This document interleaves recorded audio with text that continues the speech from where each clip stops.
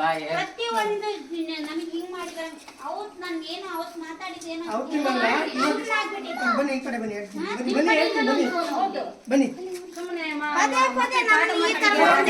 ನಿಮಗೆ ಗೊತ್ತಿಲ್ಲ ಅಂದ್ರೆ ಮೇಡಮ್ ಬನ್ನಿ ಮಾತಾಡ್ಕೊಳ್ಳಿ ಬನ್ನಿ ಗೊತ್ತು ನಂಗೆ ಎಲ್ಲ ಗೊತ್ತಿದೆ ನಮ್ಮ ಮಕ್ಕಳು ಓದಿದವಯ್ಯ ಎಲ್ಲ ನಮ್ಮ ಮೊಮ್ಮಕ್ಕಳು ಇಲ್ಲಿ ಓದಿದ್ದೆಯ್ಯ ಆದ್ರೆ ಇಷ್ಟು ತನಕ ಕಲ್ಬಿಟ್ಟ ಸಾಲಿ ಯಾರು ಈ ತರ ಜಗಳ ಮಾತಾಡಿಲ್ಲ ನೀವೇ ಫಸ್ಟ್ ಮೋಸ್ಟ್ಲಿ ನೀವೇ ಲಾಸ್ಟ್ ಅವ್ರು ಒಂದು ದಿವಸ ಬಂದು ಜಗಳ ಮಾಡಿ ನಮ್ಗೆ ಗೊತ್ತಿಲ್ಲ ಆಗಿನ ಕ್ವಾರ್ಟರ್ಸ್ ಅಲ್ಲಿ ಅಲ್ಲ ಸರ್ ಮಾಸ್ಟರ್ ಇಲ್ಲೇ ಇದ್ರಲ್ಲ ಮಾಸ್ಟರ್ ನೋಡಿಲ್ಲ ಇಲ್ಲಿದ್ದಾಗ ಕ್ವಾರ್ಟರ್ಸ್ ಆಗಿ ಇದ್ರಲ್ಲ ನಮ್ಮ ಹುಡುಗರು ಓದತ್ತಿಗೆ ಅವಾಗ ಒಬ್ರು ಬಂದು ಗಲಾಟೆ ಮಾಡ್ತಾರಿಲ್ಲಲ್ಲ ನಾವೇ ಇದ್ದೀವಲ್ಲ ಸದೋದಿಲ್ಲ ನಾವು ನಿಮ್ಮ ಭಾಷೆ ತರನೇ ಮಾತಾಡ್ಬೇಕು ಆಯ್ತಾ ನಿಮ್ಮದು ಹೆಂಗೆ ಭಾಷೆ ಇತ್ತು ಅದೇ ತರ ನಾವು ಮಾತಾಡ್ತೀವಿ ಪ್ರತಿಯೊಂದು ತುಳು ಭಾಷೆ ಎಲ್ಲ ಬರ್ತದೆ ಆಯ್ತಾ ನೀವು ಹೆಂಗೆ ಇದು ಮಾಡ್ತೀರಾ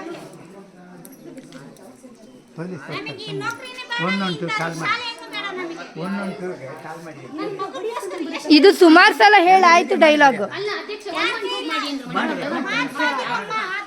ಟೀಚರ್ ಆಗಿ ಮಾತಾಡಕ್ ಹೋಗ್ಬಾರ್ದು ಟೀಚರಿಗೆ ನೀವು ರೆಸ್ಪೆಕ್ಟ್ ಕೊಟ್ರೆ ಅವ್ರು ನಿಮ್ಗೆ ಆಟೋಮೆಟಿಕ್ ಆಗಿ ಕೊಡ್ತಿದ್ರು ಹಾ ನಾವು ಎಲ್ಲರಿಗೂ ಕೊಟ್ಟೆ ಮಾತಾಡ್ತಿರೋದು ಅಶೋಕ್ ಸರ್ ಅಂತಾನೆ ಹೇಳುದು ಅಶೋಕ್ ಸರ್ ಅಂತಾನೆ ಹೇಳೋದು ಸರ್ ಬಗ್ಗೆ ನೀವು ಮಾತಾಡಬೇಡಿ ಏನ್ ಮಾತಾಡ್ತಿದ್ದೀರಾ ನೀವು ಅಲ್ಲ ಅವ್ರು ಎಷ್ಟು ರೆಸ್ಪೆಕ್ಟ್ ಕೊಟ್ಟಿದ್ದಾರೆ ಇಷ್ಟು ದಿನ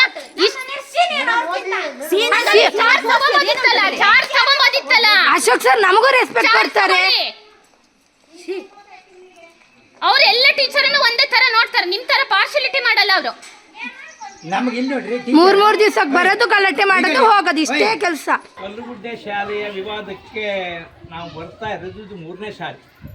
ವಿದ್ಯಾ ಇಲಾಖೆ ಅಧಿಕಾರಿಗಳು ಬಂದಾಗಲೂ ಕೂಡ ಇಲ್ಲಿಯ ನಡವಳಿಕೆಗಳು ಉಪಾಧ್ಯಾಯರ ಹೆಂಡತಿಯ ನಡವಳಿಕೆಗಳ ಬಗ್ಗೆ ಮಕ್ಕಳಿಗೆ ತೊಂದರೆ ಆಗುತ್ತಿರೋ ಬಗ್ಗೆ ಇಲಾಖೆ ಮೂಲಕ ಎಚ್ಚರಿಕೆಯನ್ನು ಕೊಟ್ಟಿತ್ತು.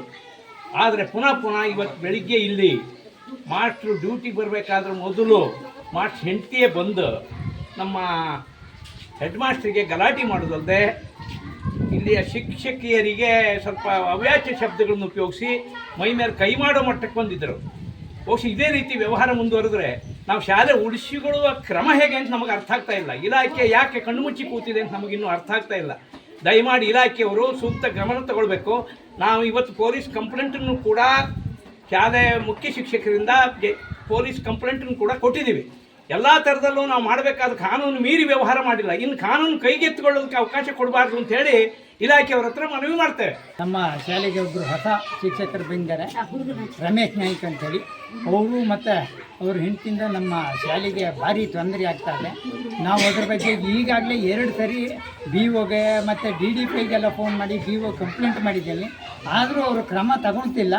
ತಗೊಳ್ತೀವಿ ಅಂತ ಹೇಳ್ತಾ ನಮ್ಮನ್ನು ಇದು ಮಾಡ್ತಾನೆ ಅಂದರೆ ಅವರೆಲ್ಲರೂ ಈಗಲೂ ಕ್ರಮ ತಗೊಂಡಿದ್ರೆ ಇವತ್ತು ಪೊಲೀಸ್ ಕಂಪ್ಲೇಂಟ್ ಮಾಡಿ ಪೊಲೀಸ್ ಎಲ್ಲ ಬಂದು ಶಾಲೆಗೆ ವಿಸಿಟ್ ಕೊಟ್ಟು ಗ್ರಾಮಸ್ಥರು ಮಕ್ಕಳ ಪೋಷಕರು ಎಲ್ಲ ಇದು ಮಾಡಿದ್ದೀವಿ.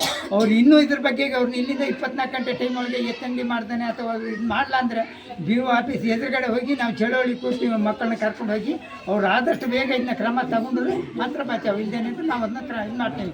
ಭಾರಿ ಸರಿ ತಿಳಿಸ್ತಾನೆ ಅದೇವೆ BO.